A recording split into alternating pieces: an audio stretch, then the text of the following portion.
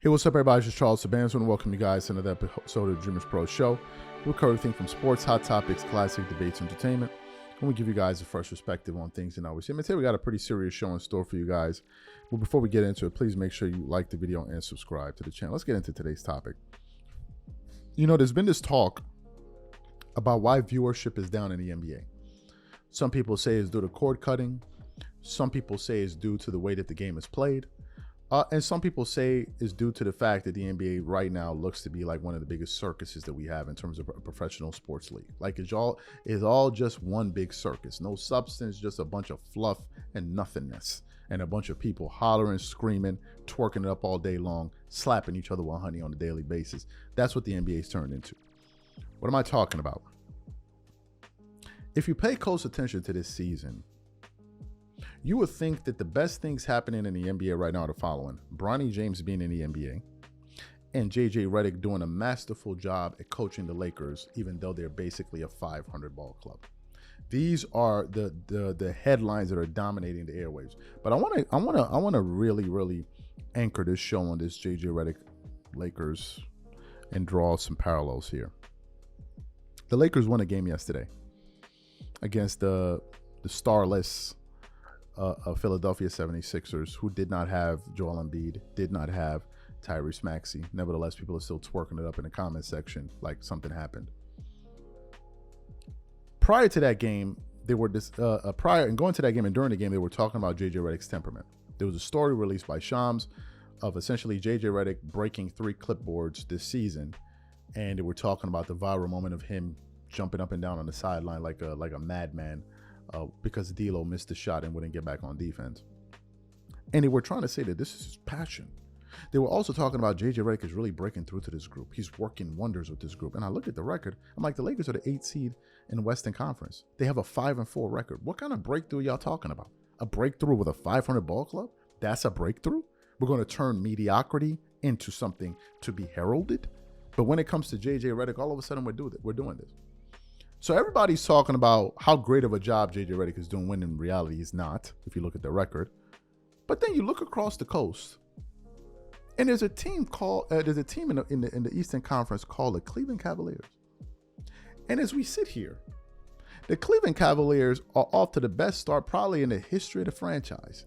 They have a 10-0 record.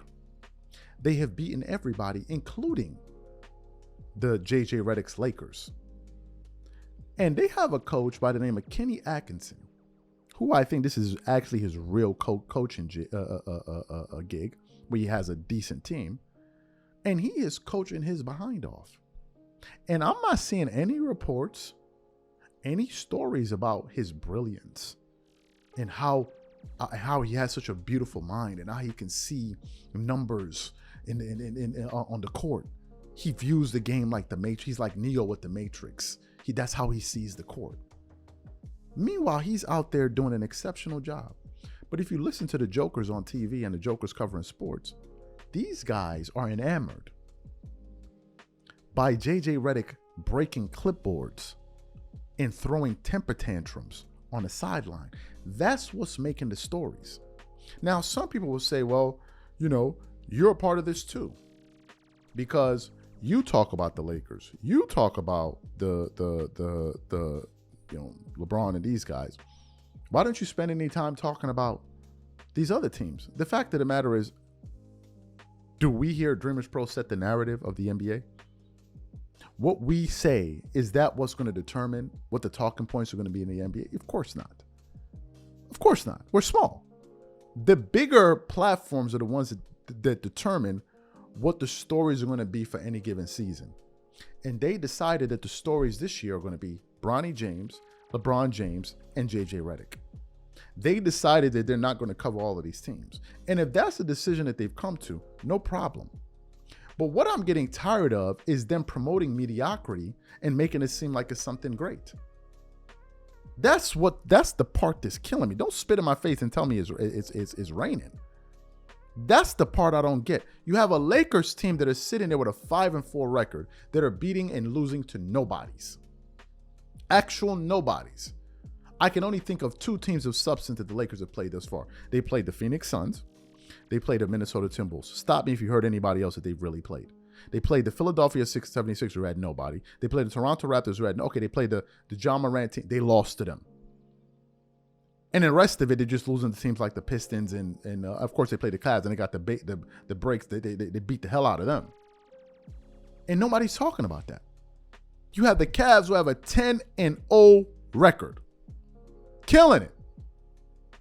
You have the Suns who are actually killing it with an 8-1 record. You have the Thunder who's doing their thing. You have the Golden State Warriors who are doing their thing. But nevertheless, we even have the Houston Rockets being led by Ime Udoka, who's doing better than this team. But instead, the NBA season has been reduced all the way down to some damn JJ Redick talking about some damn breaking clipboards. And the part that kills me is that you have some of these NBA fans that are just enamored with all of this. They love it. They can't get enough of it. Wow, man, do you see what JJ Redick is doing? He has such a beautiful mind. He's breaking clipboards. It really, really shows his commitment. No, what it shows is his lack of self-control. Emotional stability, that's what it shows. And the part that kills me is that JJ Redick has been able to get away with almost everything, and Darvin Ham could get away with nothing. Nothing. Absolutely nothing. They judged Darvin Ham all the way from preseason on. And now the new excuse that they're giving to JJ Redick is he has nothing to work with. JJ has nothing to work with. I mean, look at the roster. There's nothing there. They have nothing to do. There's nothing to work with. So if the Lakers had nothing to work with, then why did we expect anything out of Darvin Ham? Why did we expect anything out of Darvin Ham if they had nothing to work with? The Lakers are a clown show. And I don't care if they make it to the playoffs or not. They're still a clown show. They are the biggest clown show in the NBA. It ain't even close.